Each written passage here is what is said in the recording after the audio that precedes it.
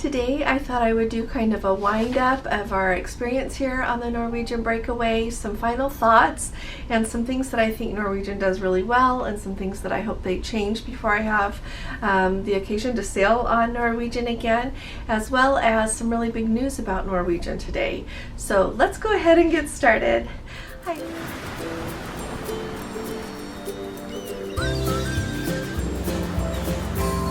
Hi there, this is Allison with Let's Go Travel Tips. Today, Norwegian announced that they have just taken out another $600 million worth of debt. These are senior notes that are secured that are expected to be repaid by 2028, and the interest rate on those is a whopping 8.375%. And I know that as debt goes, that's not clearly as high as it could go, but as we are used to interest rates being a little bit lower, to see those rates going up has got to be painful for Norwegian and for anyone else borrowing money like this right now.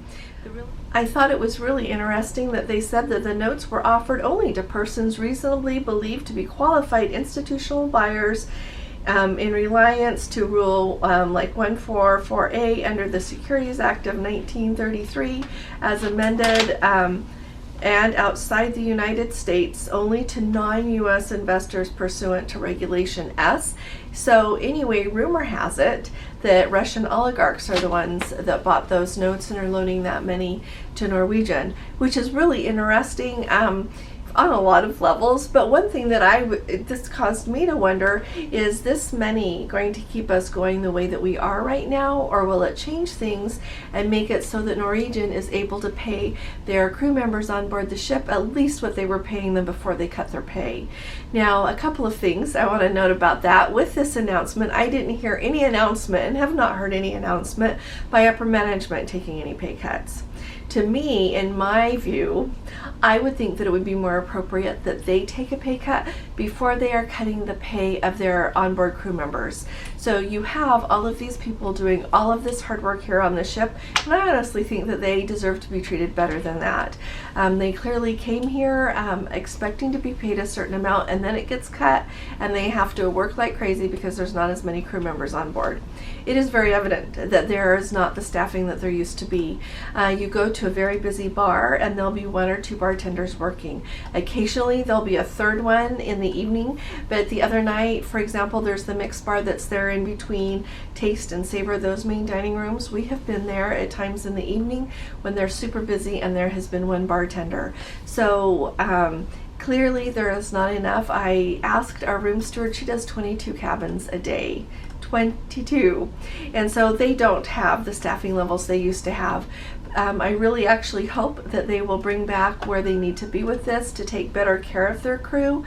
In the long run, I don't think this is going to be a good move. It makes me not want to sail on Norwegian, knowing what they do and how they manage their team members here. So it'll be really interesting to see going forward if we hear of any pay cuts for senior management. I don't know, they make an awful lot of money, and whether or not they deserve it is not the discussion here today, but the fact that perhaps they could consider cutting theirs as well. And so just throwing that out there. Now along with that announcement, Gordon and I have been here on the Norwegian breakaway all week, and you have heard my updates as we go. The food has not been fantastic. I will tell you, we just went and had lunch here on our last sea day. We had lunch in the main dining room, and the food was better, I think, than we've had all week at a main dining room. It was not spectacular, but it was okay. It was all right. And so I want to kind of give you my approach, what I think about sailing Norwegian again here in the future. So, as you all know, I got to go on the Encore, and Gordon and I did in November. At the end of that, while we had a very nice cruise, I think I told you all in a video that I would not choose my first choice to sail on Norwegian. We very much enjoyed the experience that we had on Princess much better, on Celebrity much better, and the cruise that I had on Holland America at the end of June to Alaska, I very much enjoyed that experience better than Norwegian. Now, Norwegian is perfectly fine. There is nothing wrong. It's just that thing of how you just get used to something. I know, as in the the way it is with us and Princess, but also just the whole cruise experience. We really enjoyed those even more. However, there are a few reasons that I would sail on Norwegian again. I think maybe there would be two. One would be if they do the Vloggers Extravaganza cruise here again. I think we will probably come. That turned out to be fun, and I would do that again. But you know what? I'm really hoping that they choose another cruise line until Norwegian makes better choices with how they treat their crew. Now, the other reason that I would go on Norwegian again is because of their itineraries. I honestly think that Norwegian is like out in a category, a whole league of their own with what they do with itineraries. The only competition that I really see on the variety and the wow of the itineraries that Norwegian does, I would say that Celebrity is their closest contender. Celebrity is really upping their game with the itineraries that they are offering as well. For example, we've got our really exciting group cruise that we're doing on the Celebrity Silhouette, October 11th of 2024, to Israel and to Egypt. That is amazing. You get 3 days, so 2 overnights in Israel and 2 days in Egypt, so 1 overnight in Egypt. So excited about that. Really remarkable. So Celebrity is really the only one contending with Norwegian for their itineraries. So I wanted to tell you about a couple of their itineraries that really stand out to me, and then I'll tell you some more things that I think that Norwegian does a really great job with. So they've got here, while we're on the ship, and I'm taking this home so that Gordon can scan it in, because to me it's a really cool way of looking at all these different itineraries. And they have different labeled ones, and this one is their international itineraries, you know me. And so they've got lots of Northern Europe, they've got Mediterranean, they've got Eastern Mediterranean, Western Mediterranean, and then they've got, you know, their Australia and New Zealand, their Philippines, Malaysia, Vietnam. They go to all these places. Like here's one called Singapore, Thailand, and Vietnam. So they have a really huge variety of these itineraries they do. And let me tell you, so with, you know, I've really been wanting to get over to the Holy Land and to Egypt. They have 2 itineraries, you guys, that also stop in Jordan. Jordan is also really high on my list, and most cruise lines don't go there. And so they've only got 2, but I'm going to tell you when they are in case you have time to go. So departing November 24th of 2023, Norwegian has a 19-day on the Norwegian Dawn, and it leaves from Istanbul, it ends in Dubai, and it takes you to all these places. So let me tell you super fast: Kuşadası, Turkey; Alanya, Turkey, and then Haifa, Israel; Ashdod; Port Said, Egypt; the Suez Canal; Sharm el Sheikh, I'm probably saying it wrong, and then Aqaba, Jordan. Then it goes to Egypt, Saudi Arabia, Oman, and then you've got 2 days in the United Arab Emirates, and then it ends in Dubai there in the United Arab Emirates. And the other one goes on February 13th, like this February 13th, like in 2 weeks. That is also, it's on the Norwegian Jade. It's an 18-day in the Middle East, and it also goes to Jordan. So if you're someone and you don't have anything to do and you've got the time and the money, like, this would be fabulous. It leaves from Dubai and ends in Athens. So those are just 2 examples. They have lots of itineraries. They've got ones that go to South Africa and Namibia. They go all over the world. So Norwegian is really remarkable as far as the cruise lines that have these really big ships in going. So that hats off to Norwegian for doing that, and I would sail with them. You know, we had the one that was booked for the beginning of this March that was supposed to go up into the Black Sea, and we did cancel that because they took off some of those ports in the Black Sea. They just kept a couple in Bulgaria, I think it was. I'm not sure about Romania if I recall right up, but those are just barely into the Black Sea. That's not Norwegian's fault. That is because of the war that Russia is waging against Ukraine. So clearly we don't belong in the Black Sea right now, and with everything going on with that, like Odessa, Ukraine was on the list, and now when will we get to go there? So that's another plug to go when you can go. So anyway, Norwegian is amazing. And a couple of other things that I want to make sure that everybody knows if you're thinking of sailing on Norwegian. Again, Norwegian also has a very robust program of future cruise deposits. We're familiar with that with Princess, that if you put down your $100, you've got 2 years to book. If you don't book, they'll give your $100 back. And if you book, then you get a certain amount of onboard credit based on the cabin category that you book. Whether it's an interior, a balcony, a mini suite, or a suite. That varies. That will impact how much onboard credit you receive, as well as how long the sailing is. Well, Norwegian has a really good one as well, and so I'm taking this home to scan in so that it'll be on our website for you. But you can buy up to 4 $250 future cruise deposits, and then you can apply them on whatever cruise you want. And they even are saying that they have some sailings that they are allowing people to apply 2 of their future cruise credits per person on that sailing, so you'll get more onboard credit, and it'll just be a handy way to do it. I think it's a way of Norwegian trying to get people on their ships. They're trying to fill up their ships and get people to spend money so that they can repay this debt. I think the other cruise lines are too, but I think that Norwegian is by far, it is the most aggressive with doing this between the Princess, Celebrity, and Holland America, and Norwegian that I have been on in the last few months. Definitely Norwegian is trying harder with that. So it's a really good program if you want to do it. And then also, I'm going to also take this home. They also have it that you can get the Norwegian credit card, and you get 25,000 bonus points, redeemable as $250 of onboard credit on your next sailing. And to do that, you have to make at least $1,000 in purchases in the first 90 days of holding the card.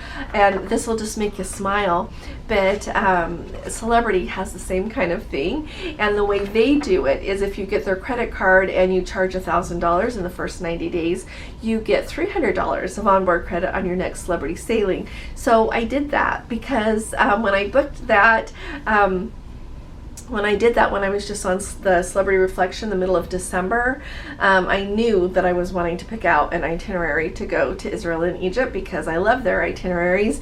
And so I figured, well, there's $300 more of onboard credit. And the really nice thing is with these cruise lines, when you get your onboard credit, you can use it to pay for excursions. Like, I know I ought to pay more attention to it with Norwegian, but I know that with Princess, we have used our onboard credit to book excursions before, and the same with Celebrity. That onboard credit is sitting there, and when we choose our excursions to go on that group cruise that we're doing, we can apply our onboard credit. I love that. It's a really nice way to do that. So I just wanted to let you know that that's available. Overall, as a cruise experience, Norwegian is just fine. It is not the same as Princess, it's not the same as Holland America, and it's not the same as Celebrity, but you know what? It was never intended to be, so it's okay. Like I said, for what we enjoy, I'll choose something else, but when I'm finally ready to go on one of these itineraries, we will go. And I'm really hopeful that by then Norwegian has reset their course and paying their employees again what they were paid before, and making sure that they've got them all enough help. So I'll put that out there. Now, I really appreciated, Don did a video yesterday talking about what he really liked about NCL, what he didn't really like, and they are charging for everything separate. It's amazing to me how many different things they can think of to charge for. Like he said, taking money. I didn't know the one about taking money out of the ATM or the money exchange system to do things in the casino. I didn't know that since I don't do that. But it's amazing to me they would charge for that. But then he's right with the drinks. And if you want a drink brought to your stateroom, it's not, even if you've got that beverage package, they are not honoring it for that. You'll have to pay for the drink. Just all of these little things here and there do indeed add up to an awful lot. So hopefully I've got, I like to say that I don't have faith in that. I just trust that hopefully they will see that the direction they're going is not the best for their company, and it's not the best for the cruise passengers, and it is surely not going to engender any form of employee loyalty. So hopefully they'll figure that out soon. So there are a few things that I want to make sure that everybody knows that Norwegian is doing really well. So I mentioned the itineraries, knocking it out of the ballpark on the itineraries. Number two, I would say, are the crew members and all of their team members on board their ships, because in spite of things getting harder here to work for Norwegian as far as the pay that has been cut and not having enough crew members, so everyone has to work harder. You know what? They have amazing people. I have not had anyone be grumpy with me. I have only had people be so courteous, so anxious to please. The wait staff in the dining room are wonderful all over the ship. Really, they have done a really good job with who they have hired. Another thing is their entertainment. Norwegian does a really good job, and I'll put it out there. Now, when they announced that they were cutting their expenditures on entertainment and some of the shows were going away, I didn't know what to expect. I am just really happy to report to you that they still have excellent production shows on this ship. They still have excellent entertainers that they bring in. The vocalists that they have, the musicians that they have really are top notch. Gordon and I didn't have any time during this cruise that we felt like there was better entertainment anywhere else to be had. We thought we had excellent entertainment here while we've been on the Norwegian breakaway, and I bet you it is the same across the other ships in their fleet. The fourth thing that I think that Norwegian does really good is, you know, I mentioned that we had just been a little bit disappointed in the food in the main dining room. Their buffet is actually, I think, really quite good. They have a large variety for people, and they do a really good job up there of keeping everything moving. The servers, and they're in the buffet while you serve yourself the food, they're right there if you need anything. They are cheerful. They are very kind, and like I said, huge variety. Another thing that I did notice in connection with the food is when we did sit down in the main dining room, every time they asked if we had any dietary restrictions. They asked that every single time to make sure that if there was anything that you couldn't eat or anything that you needed, they were right on top of it for you. And then finally, I think that honestly, you know, I said that it's not the same experience that you get on Princess. It's not the same experience you get on another cruise line, but truly it's not supposed to be. All these cruise lines are different, which I think is magnificent. I really do actually think that Norwegian does a great job. We have very much enjoyed our cruise this week. It wasn't like we were waiting to go home or wishing we could go home, anything like that. We have had a splendid week together. So Norwegian does a really good job, not only of offering a variety of places to take you around the world, but of taking you there. And so I just wanted to put that out there and let you know that there are a lot of positives here, and I don't want to be someone who only points out the negative. It's really easy to do that. And so I wanted to make sure that you know that there are lots of things that I also really enjoy about Norwegian Cruise Lines. And I'm going to be on Norwegian Cruise Lines again sometime, not only for a vlogger's cruise, but because I am expecting things to look up around here, and I've got a lot of places that I want to go in the world, and some of them only Norwegian is going. So thank you, Norwegian, for taking us to so many amazing places, and thank you for a wonderful week here on your Norwegian breakaway. So make sure that you all are very much aware of that. So we have had a splendid week though with the Vloggers Cruise. I'll talk to you more about that on Monday though. And so I really appreciate you all sticking here. I really would like to know what you all are thinking. And if you haven't subscribed yet, please do subscribe. Each one of you who subscribes is just, it's huge to me. And boy, do we really appreciate you. So thank you. And we're so glad to have you in our Let's Go family.